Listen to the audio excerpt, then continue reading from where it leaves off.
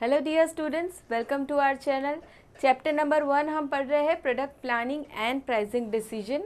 अब यहाँ पे हमने प्राइसिंग के बारे में पढ़ना शुरुआत किया है, ठीक है। और हमने पिछले 2 सेशन में प्राइसिंग के बारे में क्या पढ़ा कि प्राइजेस कैसे कैलकुलेट किए जाते हैं, क्या क्या फैक्टर्स उसके लिए देखे जाते हैं, प्राइसिंग मेथड्स हमने पढ़े एंड उसके पीछे क्या क्या ऑब्जेक्टिव्स होते हैं प्राइसिंग मेथड के मतलब जो हम एक्सपोर्ट प्राइस डिसाइड करना चाहते हैं उसके पीछे क्या क्या ऑब्जेक्टिव्स होते हैं, वो ऑब्जेक्टिव्स हमने पढ़े।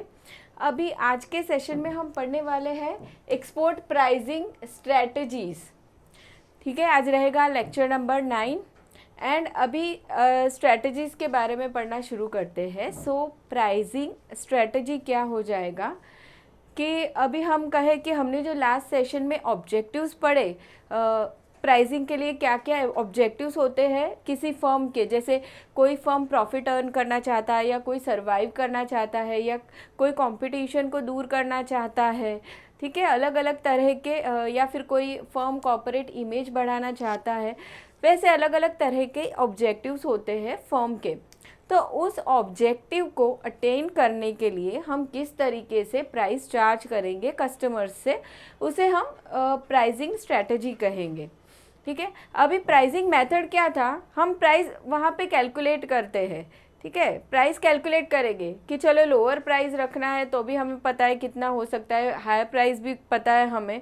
तो अभी यहाँ पे हमें कैलकुलेशन नहीं देखना है, हम क्या करेंगे कि डिपेंडिंग ऑन द ऑब्जेक्टिव हमें किस तरीके से मार्केट में प्राइस चार्ज करना है, हायर प्राइस में हम जाएंगे, लोअर प्राइस में हम जाएंगे, वो सारी चीज़ें यहाँ पे आएगी।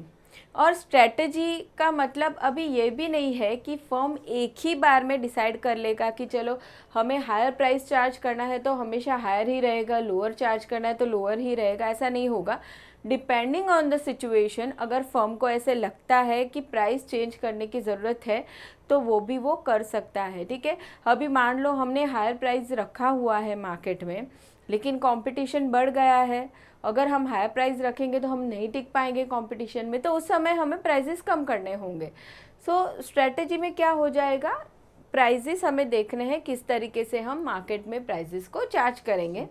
सो अभी शुरू करते हैं कि pricing strategy refers to a plan of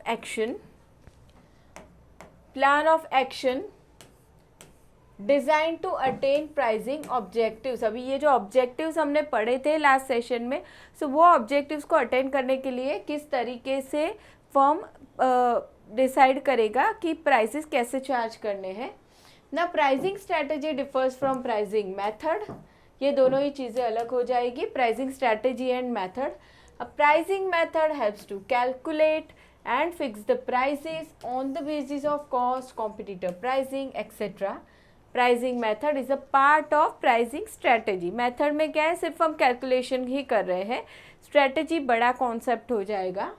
their are several pricing strategies, the exporter may adopt particular strategy at the time of launching of product in the overseas market. The exporter has to adapt pricing strategies depending upon the product life cycle. देखिए exporter को क्या करना है, has to adapt pricing strategy depending on the product life cycle. Product की life cycle क्या होती है, introductory stage है, फिर ग्रोथ स्टेज आता है, स्टेबल होता है प्रोडक्ट, डिक्लाइन भी आ सकता है, ठीक है। तो वो प्रोडक्ट लाइफ साइकिल जो है तो उसके अकॉर्डिंगली क्या करना होगा, प्राइसिंग स्ट्रेटजीज चेंज होगा, अडेप्ट होगा, एडजस्ट होगा according to situation.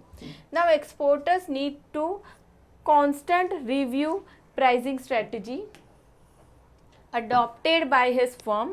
If required, exporter may switch over from one strategy to another.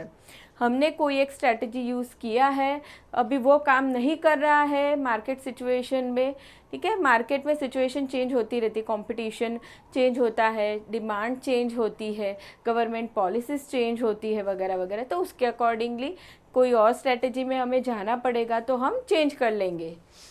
Now the following are some of the important pricing strategies.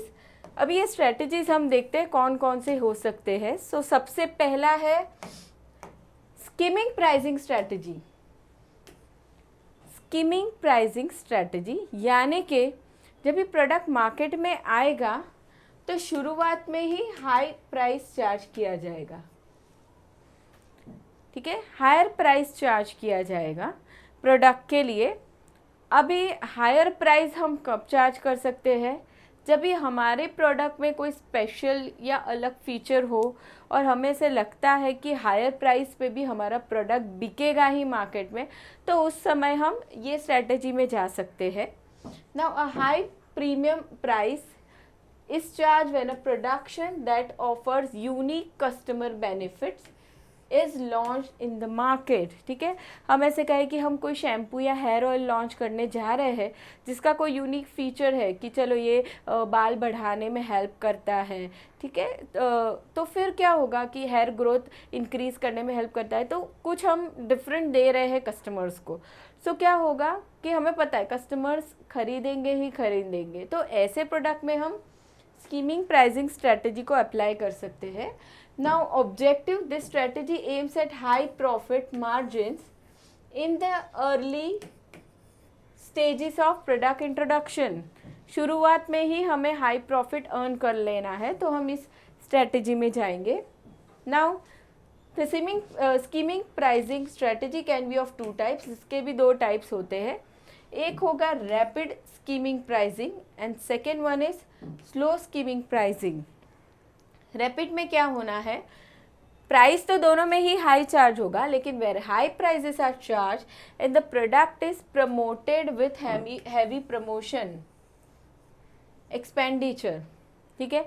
Product है, जैसे हमने shampoo introduce किया है market में, high price पे introduce किया, अभी हम क्या करने वाले हैं, उसका प्रमोशन भी हम ज़्यादा ही करेंगे, बहुत अच्छे से प्रमोशन एक्सपेंडिचर करेंगे, वो हो जाएगा rapid skimming price.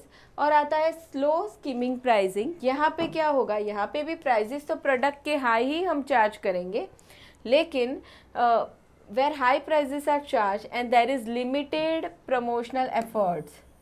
Promotional effort हमारे कैसे होंगे, लिमिटेड, प्रमोशन हम ज़्यादा नहीं करेंगे, ठीक है, हमने एडवर्टाइजिंग किया वगैरह वगैरह, तो हम वो सारी चीज़ें कम करेंगे, लेकिन प्राइस तो हाई रहेगा। So that is scheming pricing strategy. Now next one is penetration pricing strategy. अभी यहाँ पे स्कीमिंग का उल्टा है, प्राइजेस कैसे चार्ज करने हैं, लो इन द अर्ली स्टेजेस। देखिए, the pricing strategy of low price in the early stage of product introduction is called penetration pricing strategy. अब यहाँ पे हम लो प्राइस चार्ज कर रहे हैं प्रोडक्ट के शुरुआत में। क्यों लो प्राइस चार्ज कर रहे हैं, मार्केट शेयर बढ़ाने के लिए। लो प्राइस पे हम प्रोडक्ट देंगे तो मार्केट शेयर बढ़ेगा ही बढ़ेगा। So objective, the main objective is to capture a large share of the market in the early stages of product introduction in the market. शुरुआत में देखिए, पहले वाले में क्या था, शुरुआत में हाई हमने प्राइस चार्ज किया तो शुरुआत में ही ज़्यादा प्रॉफिट अर्न कर लिया। यहाँ पे क्या है, शुरुआत में लो चार्ज करेंगे तो मार्केट शेयर बढ़ जाएगा हमारा।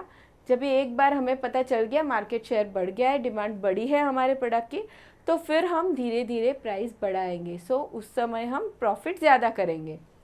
नाउ टाइप्स, अभी यहाँ पे भी सॉरी, टू टाइप्स है। सबसे पहला है rapid penetration pricing strategy and दूसरा आता है स्लो। नाउ यहाँ रैपिड में क्या होना है, where there is low prices are charged and the product is promoted with heavy promotional expenditure। देखिए, रैपिड से याद रखना है कि प्रमोशन एक्सपेंडिचर हम ज़्यादा करेंगे। सेम यहाँ पे स्लो की बात करेंगे, स्लो पेनिट्रेशन प्राइसिंग, तो उसमें क्या होगा कि यहाँ पे हम प्रमोशनल एक्सपेंडिचर कम करेंगे, लिमिटेड, ज़्यादा नहीं करने वाले हैं, ठीक है, यही डिफरेंस रहेगा दोनों में। बाकी प्राइजेस लो ही चार्ज होंगे। सो ये हो गया हमारा सेकेंड स्ट्रैटेजी। नाउ थर्ड में जाते हैं, prop pricing strategy. Prop pricing strategy, now यह भी यहाँ पे प्रॉप का मीनिंग होता है कुछ सर्च करना, ठीक है। सर्च अभी हम कब करते हैं, जब हमें इंफॉर्मेशन पता नहीं है तब करते हैं। सो यहाँ पे प्रॉप प्राइसिंग स्ट्रैटेजी का मीनिंग क्या होगा कि सेलर को या बिजनेस फर्म को इन्फॉर्मेशन नहीं है कि हम किस तरीके से प्राइस को चार्ज करें, ठीक है, मार्केट की इंफॉर्मेशन नहीं है उसके पास कि कंपटीशन कितना होगा, डिमांड कितनी होगी प्रोडक्ट की, ठीक है, तो अभी हाई प्राइस चार्ज करें, लो चार्ज करें, उसको नहीं पता है। सो यहाँ पे क्या होगा, the exporter may fix a higher price in the export market during the early stage of product promotion. नहीं पता है कुछ, इसके लिए वो क्या करने वाला है, हाई प्राइस ही चार्ज करेगा पहले से, ठीक है। अगर प्रोडक्ट चल गया तो अच्छी बात है, नहीं चला तो फिर प्राइस को एडजस्ट करना पड़ेगा। So this is done to find out or probe the reaction of the buyers towards the price. अभी हम क्या करेंगे, प्रोडक्ट इंट्रोड्यूस किया है, शुरुआत में कुछ पता नहीं है हमें मार्केट के बारे में, तो हम हाई प्राइस ही लगाएंगे। कस्टमर्स आ रहे हैं प्रोडक्ट की क्वालिटी देख के, तो फिर अच्छी बात है, हम रिएक्शन चेक करेंगे, तो फिर वही प्राइस पे चलाते रहो। कस्टमर्स नहीं आ रहे हैं प्राइस देख के, तो प्राइस कम करो। The prices are then adjusted accordingly. Now the exporter may follow this technique especially when sufficient information is not available in respect of competitors' pricing, purchasing power of buyers and so on. ये strategy कभी use करना है, जब भी business के पास sufficient information नहीं है तभी करना है। Now next is follow the leader pricing strategy. हम क्या करेंगे, हमारे बिजनेस फील्ड में जो लीडर है उसकी स्ट्रेटजी को हम फॉलो करेंगे। जैसे हमने कार मैन्युफैक्चरिंग का बिजनेस शुरू किया है, तो भाई हमारे फील्ड में कौन लीडर है उसको हमें देखना है, वो किस तरीके से प्राइसिंग करते हैं, मर्सिडीज़ में कैसे किया जाता है, BMW वाले कैसे करते हैं, तो उस तरीके से हम भी हमारे प्रोडक्ट का प्राइसिंग करेंगे, ठीक है। सो वो हो जाएगा follow the leader pricing strategy. लेकिन अभी इसमें एक बात यह है कि हम हमारे लीडर की प्राइसिंग स्ट्रेटजी कब फॉलो कर पाएंगे, जब भी सारे ही फैक्टर्स सेम हो उसके जैसे। कौन कौन से फैक्टर्स, कॉस्ट सेम है, जो कॉस्ट उसे पड़ती है प्रोडक्ट बनाने में वही हमें भी पड़ती है, ठीक है। बाकी सारे भी हम देखेंगे, हमारा प्रॉफिट मार्जिन, उसका प्रॉफिट मार्जिन वो कैसे लगाता है, तो वो सारे फैक्टर्स अगर सेम है तो हम हमारे लीडर को फॉलो कर सकते हैं, नहीं तो नहीं कर सकते, नहीं तो फिर हमारा प्राइसिंग गलत हो जाएगा। So the exporter may fix his prices depending upon the prices of the leading competitor. Leading competitor को देख रहे हैं, the prices may be very close to that of the prices charge by the leader. Leader जो चार्ज कर रहा है prices को थोड़ा 19-20 डिफरेंस रखो, वैसे ही हम भी चार्ज करेंगे। Now, however, this strategy may not be advisable as the situation of exporter may differ from that of the leader in terms of product quality, features, cost, etc. ठीक है भाई, हमारे लीडर का वो अलग क्वालिटी का product बेच रहा है, कॉस्ट उसकी अलग है वगैरह, सब अलग है और हमारा अलग है, तो फिर हम उसको फॉलो नहीं कर सकते, सिंपल बात है। तो ये हो गई fourth strategy. Now next one is differential trade margin pricing strategy. Differential trade margin pricing strategy. अभी यहाँ पे क्या होगा, अलग अलग तरह के डिस्काउंट्स दिए जाएंगे कस्टमर्स को और उस तरीके से अलग अलग प्राइसेस चार्ज किए जाएंगे। So the customer may adopt differential trade margin pricing strategy. He may allow various types of discounts or trade margins. The various discounts that can be offered include कौन कौन से तरह के डिस्काउंट्स होंगे जो customers को मिलेंगे।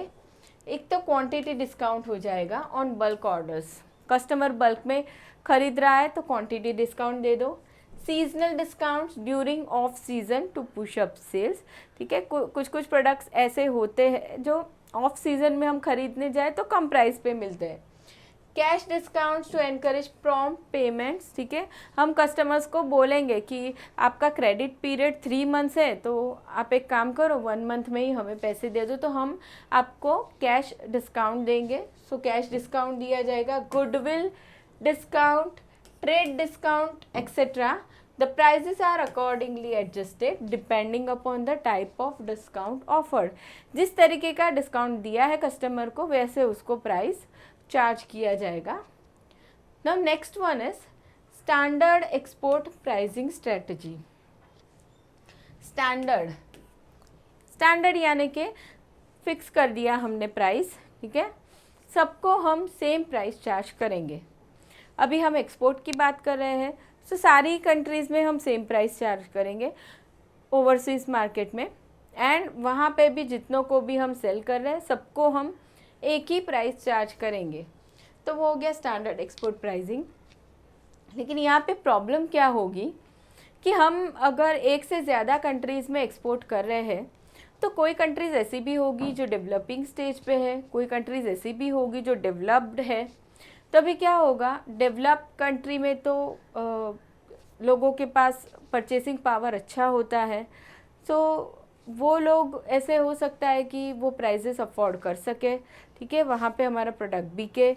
लेकिन डेवलपिंग कंट्री में परचेसिंग पावर कम होता है लोगों का, तो वहाँ पे अगर उन लोगों को प्राइस ज़्यादा लगी, हाई लगी, तो हमारा प्रोडक्ट वहाँ पे नहीं चलेगा। सो हमें मार्केट को देख के प्राइस चार्ज करना होगा। So now in this case, exporter may charge same price for all export market in developed countries as well as developing market.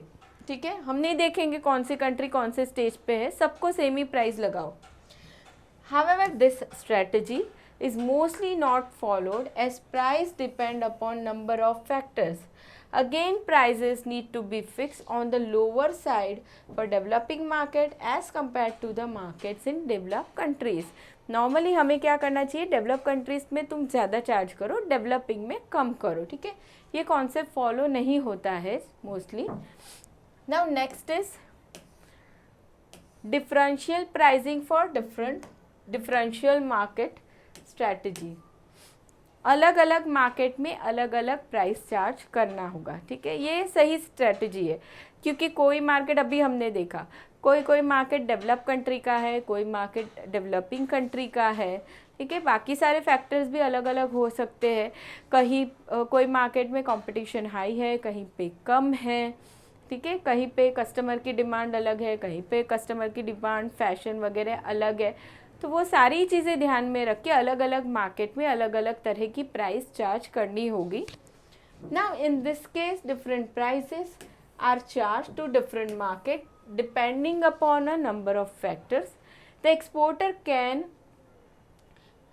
पे charge differential pricing strategy for home market and for overseas market. Again, there can be differential pricing between two or more overseas market.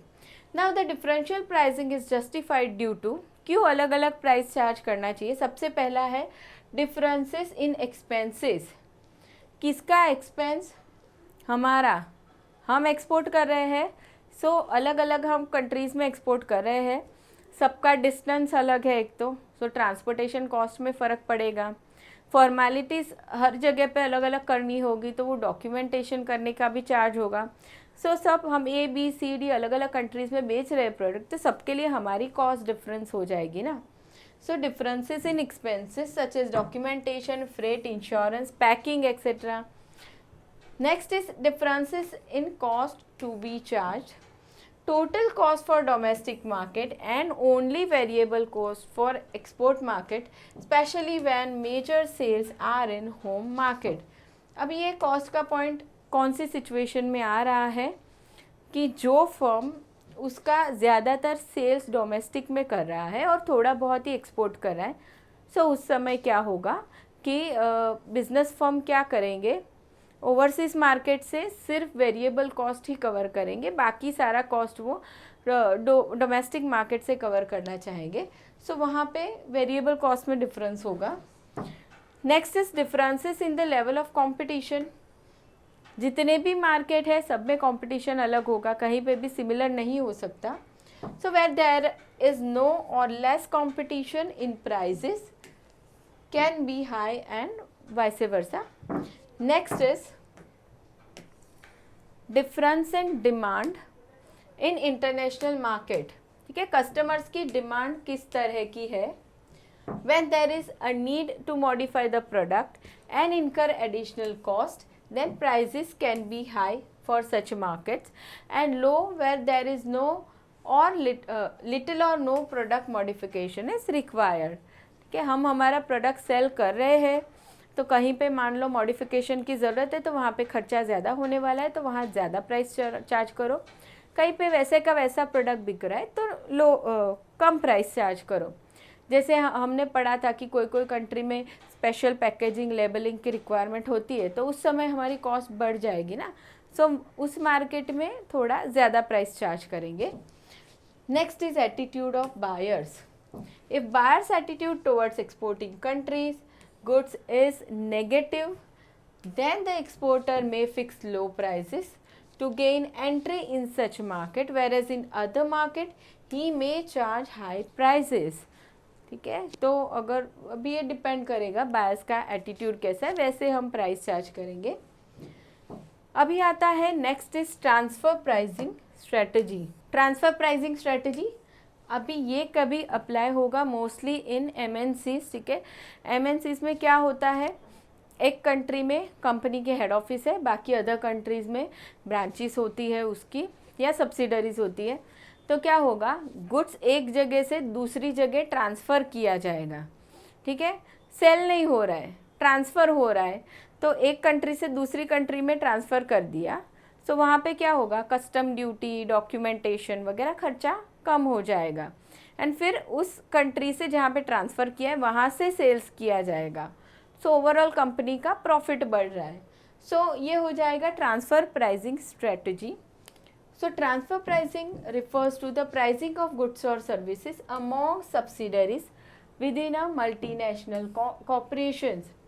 This strategy is adopted by subsidiaries of an MNC multinational corporation when they trade with other subsidiaries or with the parent company. The main objective of transfer pricing is to reduce the impact of custom duties.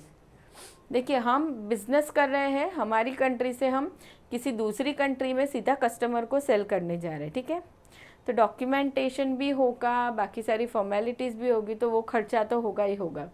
अभी हम क्या करेंगे, हम हमारी company से किसी और country में हमारी सब्सिडरी कंपनी है तो हम गुड्स उसे सिर्फ ट्रांसफ़र कर देंगे पहले। ठीक है, तो वो जो खर्चा था कस्टम ड्यूटी वगैरह वो तो बच गया और फिर वहाँ से हम सेल करेंगे कस्टमर्स को। सो कंपनी का फ़ायदा होता है उस समय। So generally the selling firm charges lower price to the buying firm.